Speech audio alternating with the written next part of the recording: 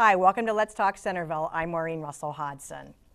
The Centerville Washington Diversity Council hosted its 19th annual MLK Breakfast. And I am delighted that here joining us this morning is the keynote speaker, David Anthony Johnson. And David, thank you so much for being here this morning. It's my pleasure to be here. So every year, as folks know, the Centerville Washington Diversity Council hosts a breakfast. They always bring in a keynote speaker. This year was a little bit different too because we had just absolutely fantastic dancers from Stivers School of Performing Arts. And then we had you speak and you really engaged the audience in so many ways, sharing stories, singing songs with humor and faith, and really talking about the impact of Martin Luther King on your life. Yes, yes, yes. That's all I know to do. You know, my great-grandmother raised me and she inspired me to use your gifts and talents and don't hold anything back and don't hold your gifts hostage. So the personality I have is something that comes from the soul, and so I just like to share what's in my soul, to just share it. Wow, did you ever? It was so engaging and so powerful.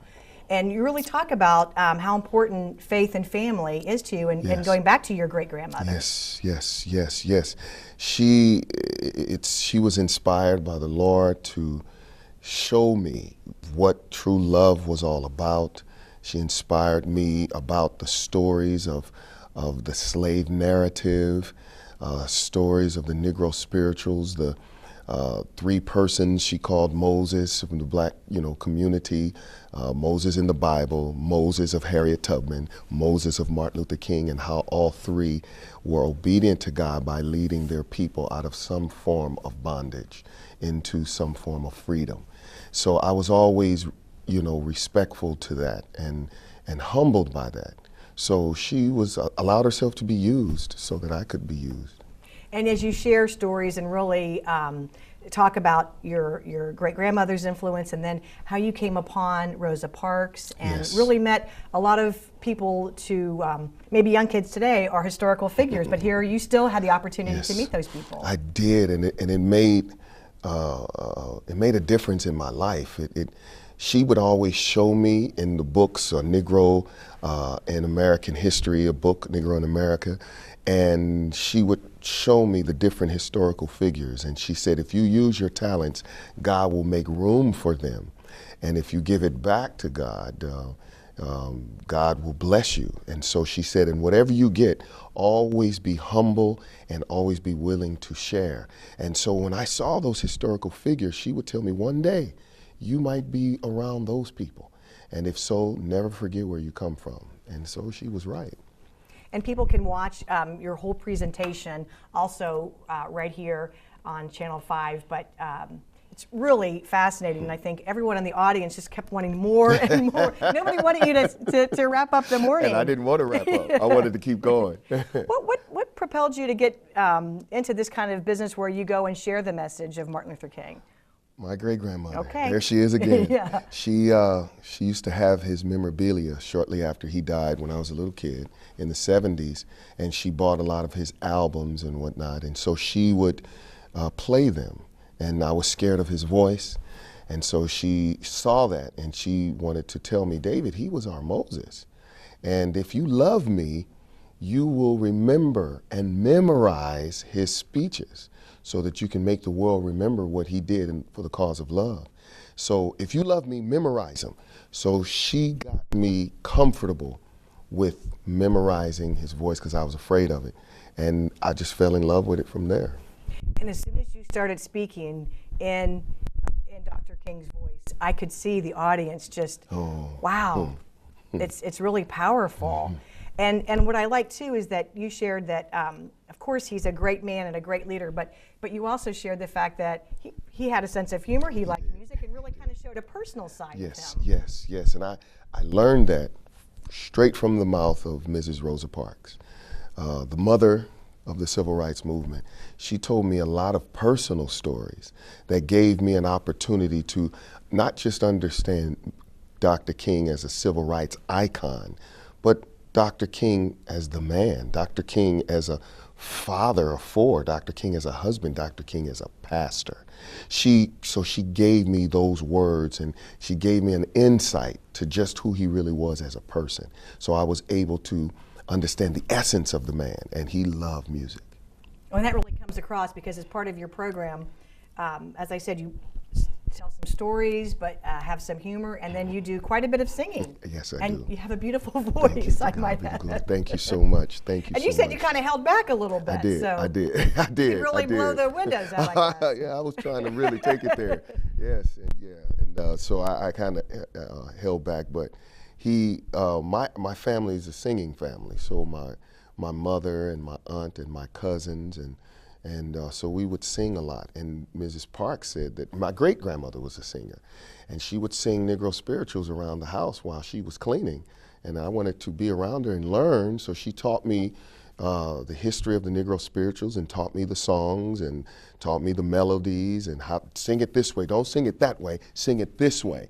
And with the old black, language and slang, to use that in the songs, instead of the spirit, this spirit, the spirit, and so on and so forth. And so she taught me how to love it. Well, I loved watching the students who were there at the breakfast this morning because, we're glad they're there, they want to be there, but I think you really kind of flipped a switch with them when you were talking about how with the spirituals, how those were real messages. Yes. And how important that Yes. was to them. And I could see that a lot of kind of stood up or really were listening because that's so fascinating. And maybe not everyone knew that. Exactly.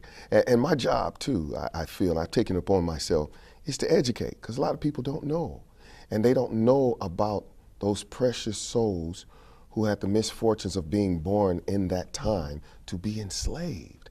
And only God knows why he allowed it, and we'll find out one day soon, but their stories needs to be told. And so if I can do that, we all stand on shoulders of those who've gone before us. I'm standing on the efforts of Dr. King and Mrs. Rosa Parks and so many others. They stood on the shoulders of others. And so it is up to me to shine light on those who are anchoring all of us. And my great-grandmother, her father was a slave. So when I talk about Harriet Tubman and so on and so forth, the second Moses, that was during her father's time. He was born a slave. Here I am 50 years old, and the woman that raised me was 67 when I was born. So her father, who was in his 40s when he had her, so it almost like skipped a generation, if you will, and he was a slave. He was born in 1857. So as she's, fixing my food and she's telling me stories, her father told her who was a slave. So it's very real to me, and it's very deep, the spiritual ramifications to that. So slavery and the slave narratives were very real in my household. One of the things that I loved about what you talked about this morning too is how your great-grandmother really wanted you to learn about them, and so you ran off to the library. I did. To make sure that you did find out about these people. I did. They made me do it. They said, you're going to go to the library, and in those days, we didn't have the internet. So, in those days, you had to go the old-fashioned way. Go to the building. My library card was worn out, because I was always using it all the time. And I would rent out albums at the Julia Davis Branch Library there in St. Louis, Missouri. Rent out albums, rent out magazines and news articles and whatnot. And I would take it up to my treehouse, and that was my office. And I would just sit there and learn and learn. And everything my great-grandmother would tell me, I would find out it was all, truth. You can look it up and fact check it, and you found out that it was all right there. Right there. And tell us how you ended up meeting Rosa Parks, because that sounds like a fascinating story itself. Oh, it was awesome. In 1994, March of 1994, Linwood, California, a city in Los Angeles County, they were renaming their Metrolink in honor of Mrs. Parks. And so they called me up, folk that have heard me around the city during that time. They said, we want a Dr. King speech, and we want you to sing the Black National Anthem. So I was excited. I said, this woman I saw in my history books being fingerprinted, and now they want me to open for her honor. And so I did 2 concerts for her, and it was awesome because while we met in the green room, and she said in her Alabama accent, "Baby, what speech are you gonna perform?"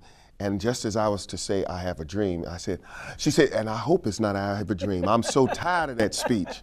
She said, "Please give me something else." Dr. King was so much more than that. And so then I did the old days, which he used her to honor her in that speech. And so it was awesome. We spent 3 hours on a couch talking about her experiences with her pastor, Dr. Martin Luther King Jr. And then how did that change you after that conversation? Oh, it made everything real. Yeah. She validated, she validated, she affirmed what I felt I was called to do or chosen to do. Even through my great-grandmother, I felt affirmation that this was what I was put on earth to do, is to advance, is to be a channel of what, not only what he did, what others have done, and also what God wants me to do to help other people. Red or yellow, black, brown, or white. That's my goal, to help all, no matter how they look. My job is to show love by helping as much as I can. And one of the ways that you do that is you actually give a speech as Dr. King. Yes. How do you get into that mindset? And was that scary at first to repeat those words and know the power of what he was saying? My great-grandmother used to say, "If you love me, you'll learn these speeches." And I thought, oh, she's giving me no choice. So listening over and over and over, you see the words seared in your mind's eye. And then because I'm musical, you hear his voice almost as a cadence. So with the words and the cadence, there's a musical melody that seems to come out. And so as my voice started to go from adolescence and dip down into young adulthood, I was able to mimic him in front of my friends on the street. And they would say, "Oh, you kind of sound like him." They kept saying that. Then at church, they would say, "We want you to do a King speech and sound like him." So I just would imitate him. And it was just tongue in cheek at that time. Yeah. But then as time went on, people started kind of taking me serious. "Dave, you really sound like him." And as my voice started to mature more and more, "You really sound like him." And then it just took on, just took on it was just amazing how it just took on a life of its own. So now you travel all over the country, all over the world? All over the world. I was in South Africa last month as well, speaking and singing and talking to them about Dr. King and whatnot. So I travel all over. What kind of response do you get when you're in South Africa? At first they thought it was, "Is this Mandela? Is this Julius Malema? Is this Stephen Biko?" And I had to kind of explain to them who Martin Luther King was. He was the Mandela of America, if you will, for the young people. And they're very interested in knowing, especially in their present struggle, and their struggle, 25 years ago. They've been in post-apartheid for only 25 years. And so they are very much interested in more open to hearing about the civil rights struggle and Dr. King as its hero, which it had many heroes, but Dr. King is one that's more of an international hero. So they were very interested in hearing about Nigeria. They really wanted to hear it in Nigeria. But because of the apartheid system in South Africa, they're starting to get there, to be woke is what we call it. But Nigeria and places like that, they were really wanting to know about it. What's one of your favorite messages of Dr. King's that you like to share with people? If it's something quick and to the point where it just hits you right in the face, it would be the best at whatever you are. Because he's challenging young people to whatever God has given you to do, whatever gifts and talents which he's given each and every one of us. You're mandated to use those gifts and talents for his glory, to make the world a better place. And as a former probation correction officer, I would say this to the inmates on the unit, that if you take your talents, because they're very talented, and use it to help others, it could change your life. So be the best at whatever you are. That speech is about 3 or 4 minutes that Dr. King, the excerpt from that speech is very powerful. So I do that if I want to just shock value and hit him in the face. But the one that is my all-time favorite is the last one. The second to the last, the eulogy, 2 months before he died, and the very last, the day before he died, I've been to the mountaintop. Because there's a spiritual context to that where this man knows I'm about to die. And that alone right there humbles me, because I'm just imitating him. While my life so far as I know, is okay, is not hanging in the balance. His life was hanging in the balance. He knows I'm about to check out real soon. One was 2 months to the day, the eulogy, and one was 1 day before he died. So for me, there's a spiritual context to that. And I'm almost in tears when I do, especially I've been to the mountaintop, because he died the next day. So those are the two that stick out most in my mind. And so when you started as a kid, you probably didn't think this is going to be a career for me, but it probably was a lot of fun. I'd imagine now as an adult, his words take on a whole new meaning. It does. And this world, hope you maybe thought was going to change a little bit, and yet Yes. has it really? Not the way that he dreamt the dream, Yeah, if you right. will. Now we've come a long way from the time he talked about his dream, but we have a far longer way to go. But I never thought that I would be doing this, because I thought I'm just a second-rate Dr. King imitator from St. Louis, Missouri. But I would disagree with you. I'm humbled. But, you know, whatever God has for me to do, my great-grandmother would say, you do it. And so if it is meant for me to advance that through imitation, through how I live my life, through music, whatever talent he has given me, I want to give back for his glory. So if it means being the Pied Piper of those, to remind them of the greatness of a man who gave his life for a cause that he believed in, for the cause of love, knowing that I'm going to love even until death, then hey, sign me up for that. Yeah, and that's an easy message to say, but a hard one to live. It is. It really is. It really is. And you've also met some of the King family, correct? I have spoke before his son, Martin Luther King III, last January, and that was really nerve-wracking because I'm trying to imitate his father. And how am I going to imitate his father? You know, and I was nervous and I didn't want to give him eye contact. So as I was getting into the speech, and then he was sitting up near the front, and then as he started shaking his head, and he started doing something like that, I thought, okay, that's validation. Then I was able to really relax and get into it. And then afterwards, him and I, we spoke, and we took pictures together, and he gave me a good compliment. But it was awesome. But Mrs. Parks, that was the one that I will always remember because of her humility. She was very humble. And you would have never known that she was the mother of the civil rights movement. She reminded me of my great-grandmother. I guess that's why her and I got along so well. So for you, a lot goes back to faith and family. It does, faith and family, faith and family. My faith in God, my faith that he gave me what I have, and my faith that he inspired my great-grandmother to lead me, and my mother and my aunt, to lead me both in spoken word, both in character, and both in music. So I give them all the credit for being obedient to the ultimate one that deserves the credit, which is God. I know, and you mentioned a little bit earlier about standing on the shoulders of others, but that's a theme that you really talk about throughout your presentation. Yes. Because it's not about me. I'm not the originator to this. I'm borrowing from those who've come before me. So I didn't invent the wheel. I'm just trying to add another tread to the wheel that was already invented.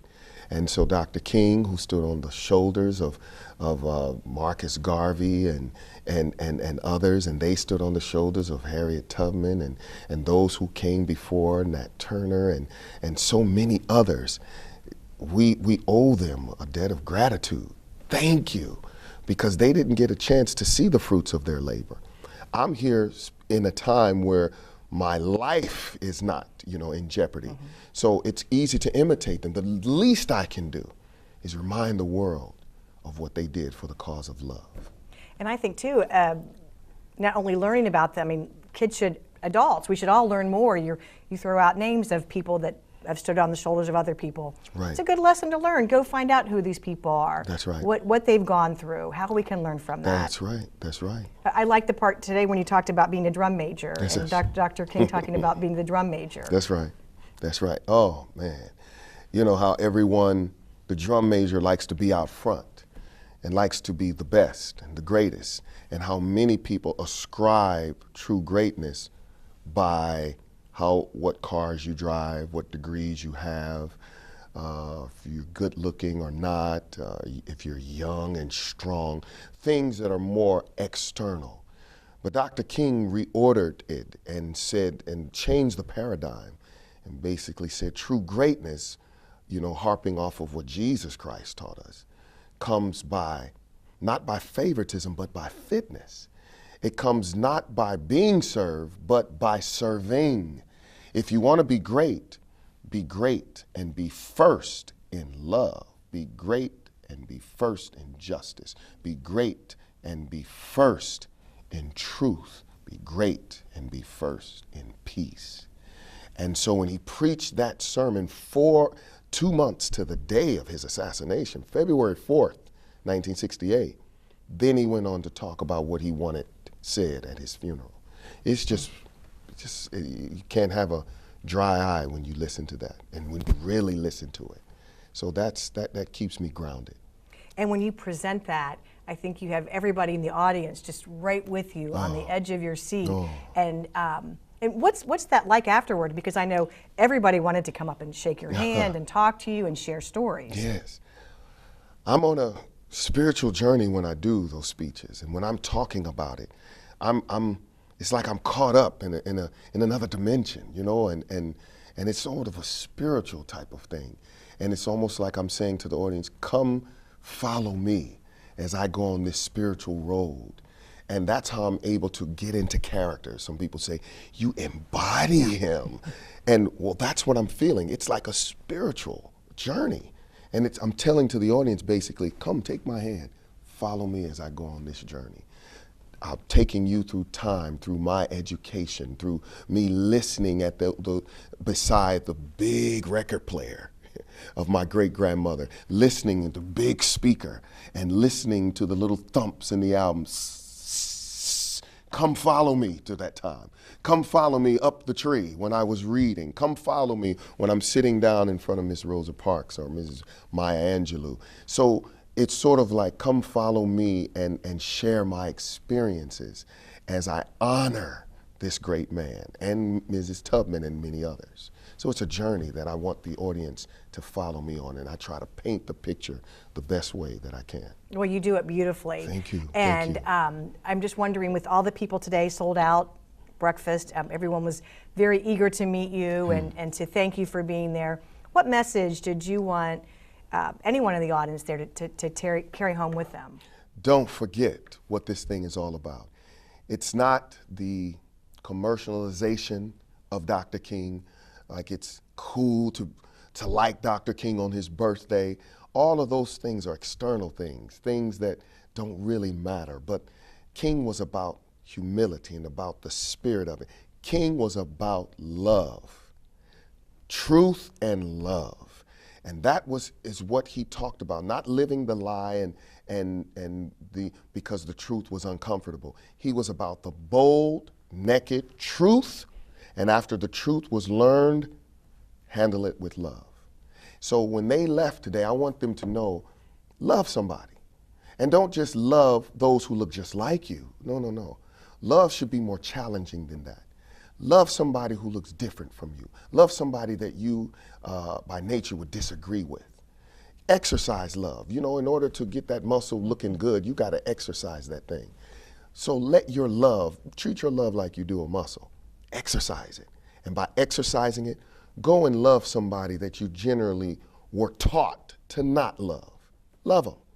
This is what Dr. King was about. This is what I'm about. This is what my great-grandmother was about. And like they say in the Black church, don't start me preaching now. Go ahead. I get excited about it. You know, it's not just honoring him because this is in vogue to honor him. Right. You honor him when you help somebody from another race, another gender, somebody that you're taught to look down on. You honor Dr. King's legacy when you live the cause of love.